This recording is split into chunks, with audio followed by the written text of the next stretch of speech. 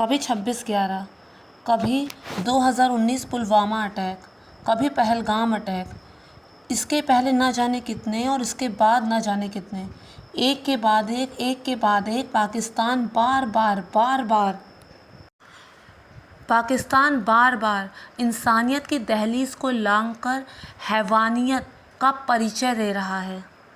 माना 90 से ज़्यादा आतंकवादी मारे गए जब 9 ठिकानों पर हमला किया गया, लेकिन क्या ये आतंकवादी रक्तबीज की तरह नहीं है? जितने मारते हैं उतने और प्रकट हो जाते हैं। इनका संहार तो समय समय पर होता ही रहेगा, लेकिन इनकी वजह से जितने मासूम लोगों की जान गई है उसकी भरपाई भला कौन और कैसे करेगा? ऑपरेशन सिंदूर, क्या था ये ऑपरेशन सिंदूर और क्या है ये ऑपरेशन सिंदूर? कैप्टन विनय नरवाल और बगल में उनकी पत्नी हिमांशी नरवाल। ये तस्वीर बन गई है पहलगाम की सिंबॉलिक पिक्चर, और इस तस्वीर ने ऐसा असर डाला है कि जो 26 लोग मारे गए उन्हीं के बदले के लिए रचा गया ये ऑपरेशन सिंदूर। 6 और 7 मई की रात मॉक ड्रिल के लिए ऐलान कर दिया था कि भारत में सुरक्षा के लिए अपनी तैयारी की जाए। तो पाकिस्तान ने सोचा होगा कि ये तो अभी अपनी सुरक्षा में लगे होंगे, 6 और 7 मई तक तो हम सेफ़ हैं, वो करेंगे भी तो क्या करेंगे, कुछ नहीं करेंगे। उसी का फ़ायदा उठाया गया और 6 और 7 मई की रात 1:05 से लेकर 1:30 तक का समय हमारे एयरफोर्स के जाबाज ऑफिसरों को दिया गया, और उन्होंने इस गोल्डन चांस को व्यर्थ नहीं जाने दिया। और 9 ठिकाने जहाँ पे आतंकवाद जन्म ले रहा था, फल फूल रहा था, बढ़ रहा था, उन 9 ठिकानों को नेस्ता नाबूद कर दिया। कौन से थे ये 9 ठिकाने? फ्रेंड्स, आतंकवाद जो है वो पाकिस्तान से ही निकला है और एक दिन उसी में मर जाएगा, मिल जाएगा। माना 90 आतंकवादी मारे गए, बल्कि उससे भी ज़्यादा मारे गए, लेकिन जो 26 लोग निर्दोष मारे गए उनकी भरपाई भला कैसे होगी? और ये जो आतंकवादियों का जो गुट है ये रक्तबीज की तरह है, जितने मारे उतने और प्रकट होते हैं। हाँ, समय समय पर इनका संहार होता रहता है, लेकिन जो मासूम जाने जाती हैं वो भला क्यों जाती हैं?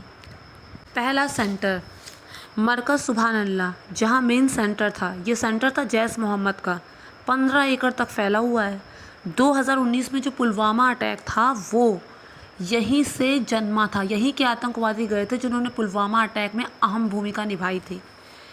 इसके अलावा सेंटर है वो वहालपुर कराची के पास, ये जो सेंटर है वो वहालपुर कराची के पास पंजाब पाकिस्तान में है। इसके बाद जो दूसरा सेंटर था वो मरकज़ ताइबा, 26/11 का जो अटैक था उसके लिए जो आतंकवादी तैयार किए गए थे वो यही मरकज़ ताइबा से निकले हुए थे। और तीसरा सेंटर है सर्जन तेहरा कलाम फैसिलिटी, ये साकड़गढ़ डिस्ट्रिक्ट नरवाल पंजाब पाकिस्तान में है, और यहाँ पर हिजबुल के टॉप टेररिस्टों को तैयार किया जाता है और फिर उन्हें भेज दिया जाता है कि जाओ जम्मू में जाओ, वहाँ जाके तबाही मचाओ। जैश मोहम्मद ही यहाँ ट्रेनिंग देता है। इसके बाद है चौथा सेंटर जिसका नाम है मेमूना जोया फैसिलिटी, ये चौथा सेंटर है। हिजबुल मुजाहिदीन HM का एक तरह से ये हेड मराला के अंदर है, 18 किलोमीटर इंटरनेशनल बॉर्डर के अंदर जाकर इस सेंटर को तबाह करना था।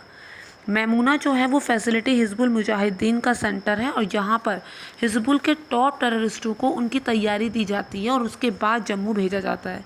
5वां सेंटर है मरकज़ अहले अहदिया बरनाला, ये लश्कर ताइबा में है।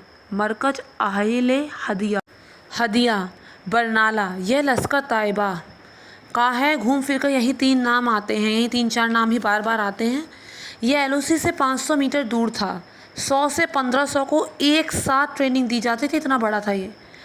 इसके बाद जो सेंटर था जिसे ख़त्म कर दिया गया वो था मरकज़ अब्बास। यहाँ पे 100 से 125 जैश मोहम्मद के टेररिस्ट जो हैं वो हमेशा मौजूद रहते हैं और बाकी लोगों को ट्रेनिंग देते हैं, उनका ब्रेन वॉश करते हैं, उनमें जिहादी कट्टरपन जो होता है वो उनके कानों तले घुसेड़ते हैं जो सीधे दिमाग में चला जाता है।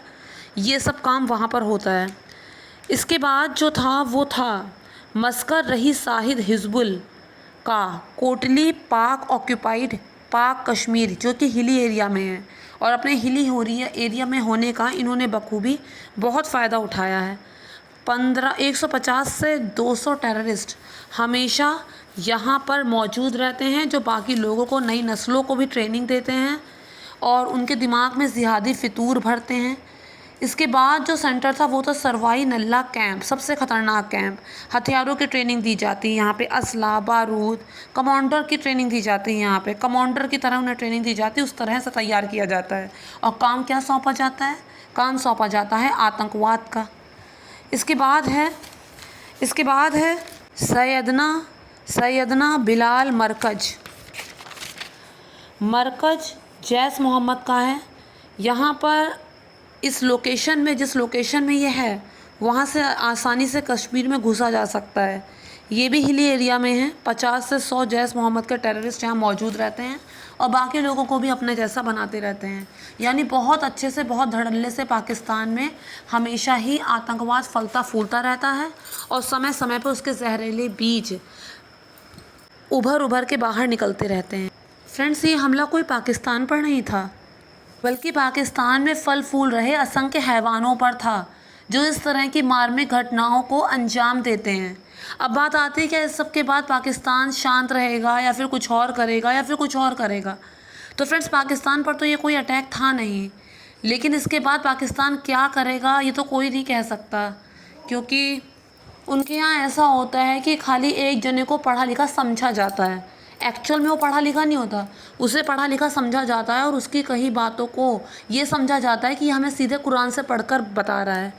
अरे मूर्खों, खुद क्यों नहीं कुरान में पढ़ लेते कि क्या लिखा है क्या नहीं लिखा है? ये जो जिहादी फितूर भर रहा है और तुम लोग उसे ग्रहण कर रहे हो और उसके बाद जो इतने पाप कर रहे हो, जाने कहाँ जाके लगोगे। तो फ्रेंड्स, उम्मीद करती हूँ आप लोगों को मेरा वीडियो इन्फॉर्मेटिव लगा होगा, और अगर लगा हो तो मेक श्योर मेरे चैनल को सब्सक्राइब, वीडियो को लाइक और शेयर ज़रूर कीजिए। आप लोगों के जो भी सजेशन मुझे कमेंट बॉक्स में लिखकर बताइए, ताकि आगे आने वाले वीडियोस मैं उसी से रिलेटेड बना सकूं। फ्रेंड्स, मैंने बीच बीच में आपके साथ सुपर इजी डेकोर जो शेयर किए हैं, जो मैंने वेस्ट प्रोडक्ट से बनाए हैं, प्लीज़ आप उन चीज़ों को भी ज़रूर जाकर देखिए। Thank you friends, thank you so much. साथ ही साथ बेल आइकन को भी प्रेस कर दीजिए।